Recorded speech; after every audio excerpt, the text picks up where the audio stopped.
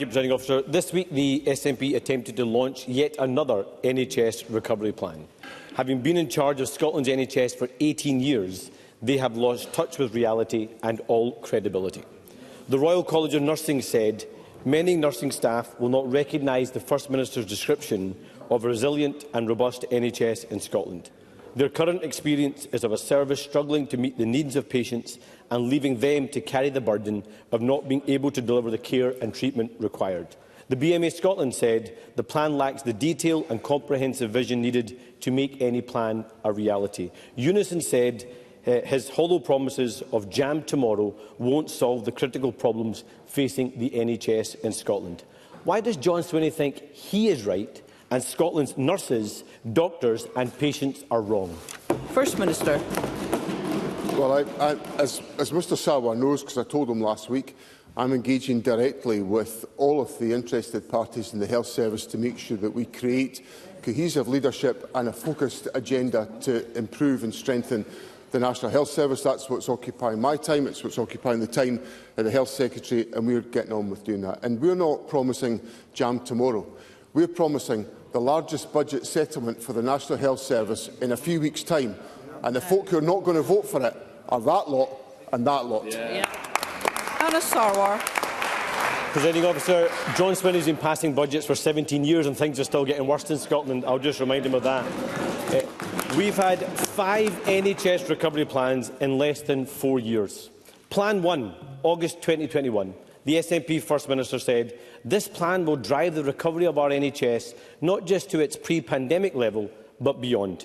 Instead, we're doing 50,000 fewer operations compared to pre-pandemic levels. Plan 2, July 22, SNP Health Secretary, I'm announcing some of the most ambitious targets in the UK. The SNP government didn't meet a single one of them. Plan 3, October 2023, SNP First Minister, this plan will cut waiting lists by 100,000. Instead, waiting lists went up by 20,000. Plan 4, June 2024, SNP Health Secretary, I'm not looking to publish another strategy. Our task now centres on listening and delivery. Now this week, a new plan and a new strategy. After such a record of failure, why should anyone believe John Swinney and the SNP? First Minister. Mr Sarwar made the same mistake that Jackie Baillie made last week, of saying that things are getting worse week by week. So we'll go back to the same information that I put on the record last week.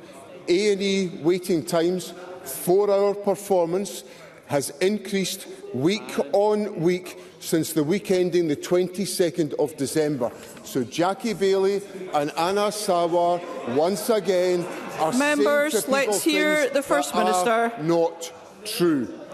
What the government set out on Monday in my speech was a series of interventions to strengthen the National Health Service and its capacity by delivering extra procedures at a number of centres around the country, by improving the referrals through the radiology services, through expanding the rapid cancer diagnostic service, by making sure that we have the expansion of capacity in a range of different disciplines through eye condition care and also through the NHS Scotland pharmacy service. Now, these are the practical steps that will make a difference.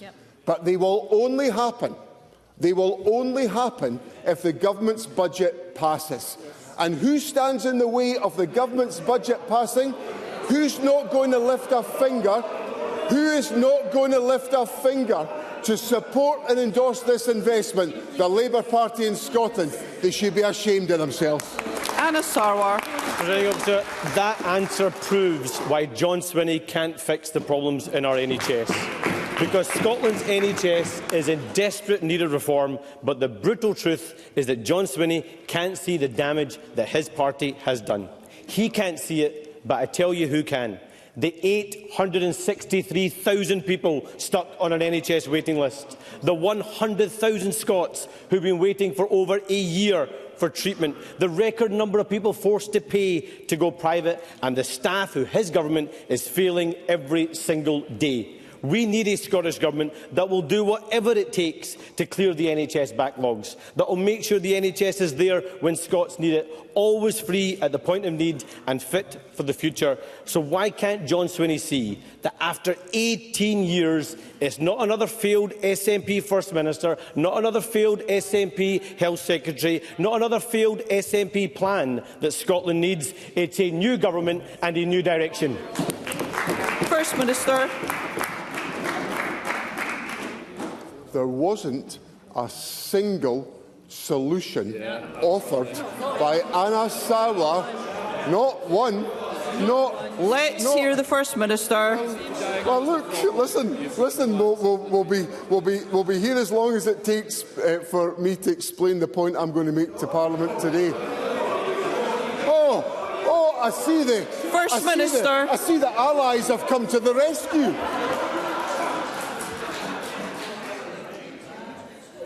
In front of me, on the screen, I am aware of a huge number of members who'd really like to put a question today. I'm very, very keen that our constituents have an opportunity to hear this session, and I would ask all members to bear that in mind. First Minister. I see, Presiding Officer, that Mr Sarwar's allies in the Conservative Party have come to his rescue once again at First Minister's questions. There was not a single solution offered by Anas Sarwar in all of that long diatribe to Parliament, because he is high on rhetoric and low on delivery.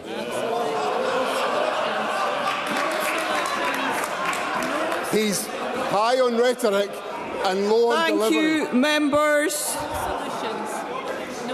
Because Mr Sarwar promised the WASPy women in Scotland that he would be at their side. And at the first whiff of change, the Labour government came in and shut the door on the WASPy women. That's why Mr Sarwar is high on rhetoric, low on delivery, and why Scotland doesn't take him seriously.